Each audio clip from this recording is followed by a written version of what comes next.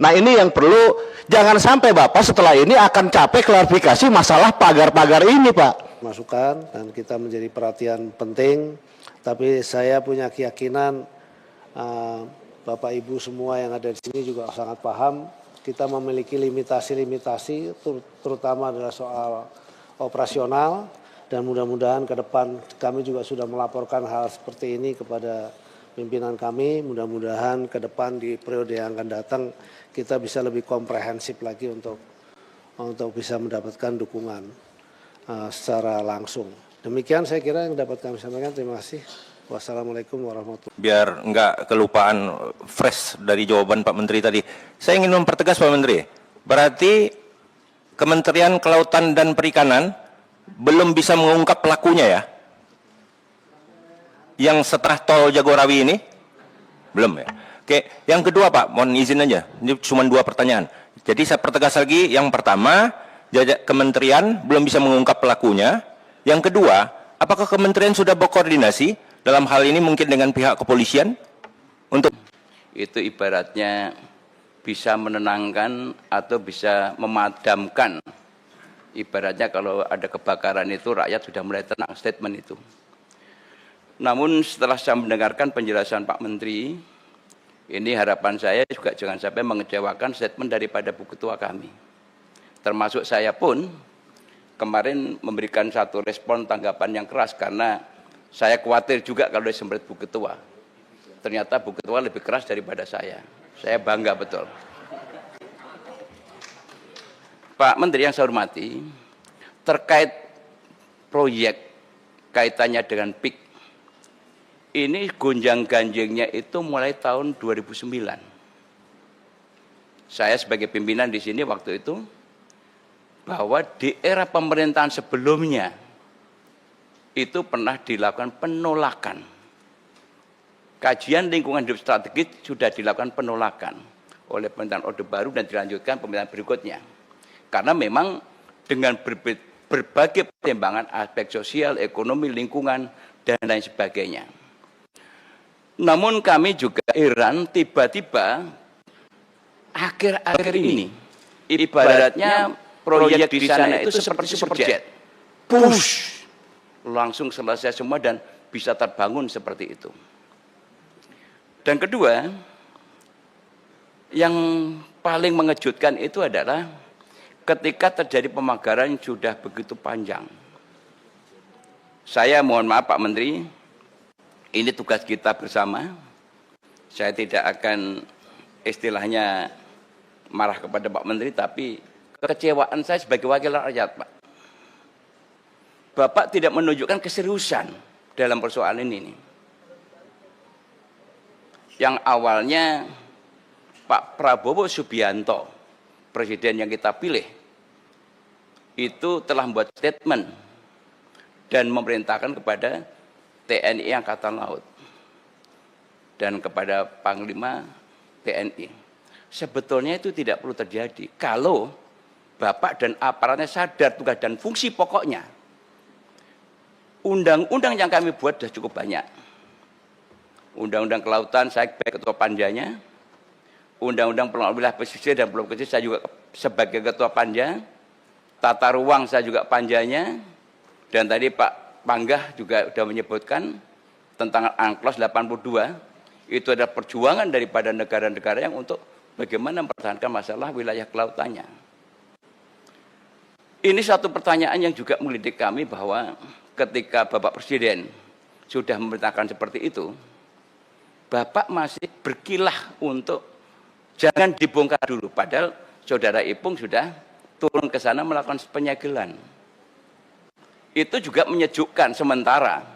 Tetapi akhirnya rakyat kecewa lagi karena Saudara Ipung tidak menindaklanjuti apa yang telah ditemukan. Oleh karena itu kalau bicara alat bukti, kalau kita baca dalam undang-undang, itu penyegelan dan foto pengakuan masyarakat itu sudah bisa merupakan alat bukti. Mohon maaf Pak Sekjen, kalau saya salah karena harus banyak belajar tentang hukum dengan Bapak. Dan kedua, juga yang terkait dengan masalah yang tadi Pak Sekjen sampaikan. Kalau memang KKP tidak punya kewenangan negeri ini tidak berdiri sendiri, Pak. Ada kepolisian, kanan kiri Bapak polisi semua, jenderal-jenderal. Harusnya paham kenapa tidak lakukan itu. Kenapa sampai Pak Prabowo marah begitu keras dan sampai statement TNI Angkatan Laut yang mengatakan saya tegak lurus secara vertikal kepada Presiden. Tidak ada kanan kiri. Saya salut kepada TNI Angkatan Laut. Boleh kita katakan bravo untuk Angkatan Laut. Ini menunjukkan bahwa keseriusan bahwa negara ini, Pak, sudah mulai akan dirusak oleh orang-orang tertentu. Kalau kita bicara jujur, Pak, kanan kiri di telinga kami ini, Pak, dari rakyat, Pak, menyampaikan masa sih Pak Sakti Wahyu Trenggono yang katanya Sakti tidak bisa memberantas ini. Tukang becak pun sudah tanya tentang pagar atau pagar misterius di tengah laut. Supir saya setiap hari tanya, mosok Pak Menteri nggak tahu sih, kemana aja Pak Dirjen ini yang punya fungsi pengawasan. Saya berpikir, Bu Ketua, malah khawatir saya penambangan pasir ini juga bagian rekayasa nih. Karena pematokan itu nanti ujung-ujungnya adalah akan ada penimbunan pasir. Jangan-jangan kebijakan pasir yang diusulkan nanti adalah rekayasa supaya penyedot pasir untuk menutup itu, setelah itu dikeluarkan sertifikat dan sebagainya. Sedimen laut alasannya. Nah ini mohon betul-betul kita pikirkan bersama. Semua orang tahu tentang PIK itu siapa, bagaimana kekuatannya, dahsyatnya. Tapi saya minta, Pak, tanamkan ayo jiwa merah putih kita. Jiwa merah kita di berada kita ini. Jangan sampai ada negara dalam negara yang semaunya sendiri mengatur pemerintahan kita. Saya selalu dengan Pak Prabowo, oleh karena saya minta kepada Komisi 4, spirit semangat Presiden kita yang begitu luar biasa, harus kita dukung dari DPR ini. Jangan sampai DPR ini dianggap sebagai atau dicap sebagai lembaga stempel. Kami sudah terjun kemarin. Ternyata tidak cukup hanya pagar misterius di tengah laut. Saya kebetulan ditugasi untuk di wilayah sebelah. Lebih terkejut lagi ini. Ada 1063 hektar mangrove yang di ruang laut juga akan diturunkan statusnya dan kemudian juga nanti ujung-ujungnya akan disertifikatkan untuk pariwisata. Padahal jelas-jelas dalam PSN itu wisata itu diperbolehkan tapi tidak boleh dijadikan tempat tinggal. Ini nanti kita bahas dengan Menteri Perhutanan nanti siang. Nah, oleh karena itu Pak Menteri, sekarang ini rakyat sudah menunggu. Rakyat ini menunggu apa endingnya. Jangan sampai rapat hari ini hanya merupakan anti klimaks. Rasanya kalau rapat ini tidak ada satu kesimpulan yang memberikan jawaban kepada rakyat, saya mohon maaf Pak, tidak nanti, sekarang pun saya lepas dulu Pak ini, rencana saya Pak. Saya lepas Pak. Malu sebagai wakil rakyat. Karena persoalannya sudah berlarut-larut.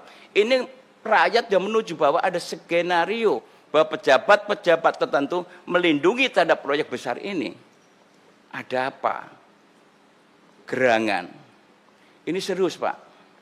Oleh karena itu, ayo kita sama-sama, mumpung Presiden kita semangat, harapan saya DPR sudah semangat, kemarin setelah paripurna kita diterjunkan ke lapangan, Pak Menteri juga harus sama-sama semangat.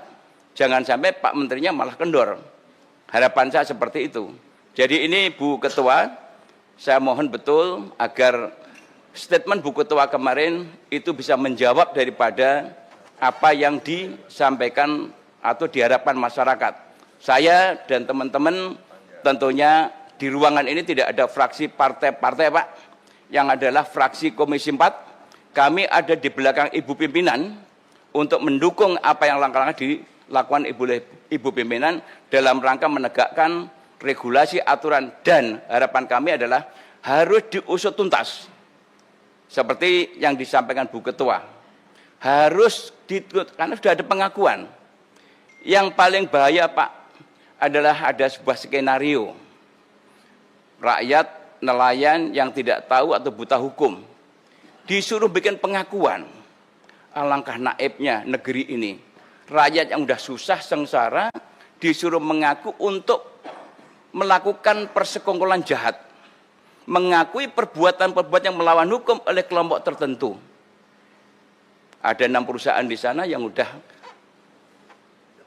mendapatkan legalitas terhadap pemilikan di sana, padahal di sana masih dalam posisi ada air, undang-undangnya sudah jelas semuanya. Kami juga konfirmasi kepada Pak Nusron, tapi sayang Pak Nusron tidak pernah berani merespon, karena mungkin saking ketakutannya, tapi saya berikan apresiasi. Saya menyayangkan statement daripada juru bicara daripada KKP, yang selalu berkilah, seolah-olah Pak Nusron dianggap membocorkan. Ini bukan membocorkan, karena udah perintah Presiden maka harus dibuka, harus terang benderang. Siapa pemegang sertifikat dan siapa dalangnya. Bukti lengkap sebetulnya. Tinggal bagaimana ada kemauan atau tidak kita untuk menindak itu. Jadi tidak ada alasan lagi untuk mengatakan bahwa kami masih menunggu, menindaklanjuti atau kita masih koordinasi. Sampai kapan kita berkoordinasi? Ini yang dijawab oleh Pak Menteri, dan jawaban ini bukan untuk kami DPR Pak, untuk rakyat Indonesia, karena sekarang sudah mulai muncul. Surabaya tadi sampaikan, Makassar sekarang muncul lagi, yang dulu pernah kita kunjungi, ada lagi di daerah lain juga sama seperti itu. Jadi ini memang tidak ringan. Oleh karena itu saya minta kepada Pak Menteri, karena sudah merupakan perintah instruksi Presiden, sampaikan kepada Saudari Menteri Keuangan, kalau memang Bapak perlu anggaran besar, ini adalah untuk menyelamatkan aset negara. Ini adalah milik bangsa Indonesia. Jadi tolong tidak usah takut dengan Menteri Keuangan, karena ini Bapak menyelamatkan aset negara. Jadi itu yang kami sampaikan, kami tetap akan bersama-sama untuk menyelesaikan masalah ini, namun saya harapkan Bapak berserta aparaturnya harus lebih serius daripada kami yang ada di ruangan ini. Demikian, terima kasih. Assalamualaikum warahmatullahi wabarakatuh.